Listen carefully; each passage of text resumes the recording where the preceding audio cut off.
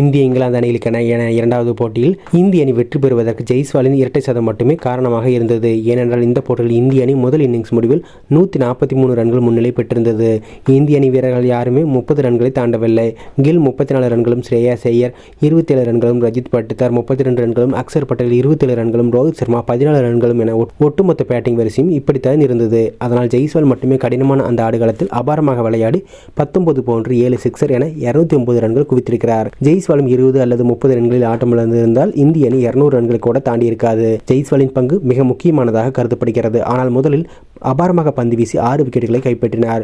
குல்தீப் யாதவ் 3 விக்கெட்டுகளும், அக்சர் பட்டேல் 1 விக்கெட்டுகளும் எடுத்திருந்த நிலையில் பும்ராவின் பந்து வீச்சை எதிர்கொள்ள முடியாமல் இங்கிலாந்து அணி வீரர்கள் தடுமாறினர். இதேபோன்று இரண்டாவது இன்னிங்ஸில் அபாரமாக செயல்பட்டு 3 விக்கெட்டுகளை கைப்பற்றினார். இதன் மூலம் இந்த போட்டியில் அவர் 9 விக்கெட்டுகளை வீழ்த்தியிருக்கிறார். அதனால் ஆட்டநாயகன் விருது யாருக்கு தரப்போகிறார்கள் என்ற எதிர்பார்ப்பு ரசிகர்கள் மத்தியில் இருந்தது.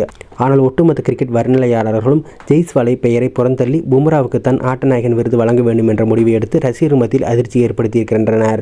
பும்ராவை விட ஜெய்ஸ்வால் இளம் வீரராக இருக்கிறார். தற்போதுதான் சர்வதேச கிரிக்கெட்டில் தன்னுடைய கால் தடத்தை பதித்திருக்கிறார். இந்திய அணியை தனியாளாக அவர் வெற்றி பாதைக்கு அழைத்து சென்றிருக்கிறார்.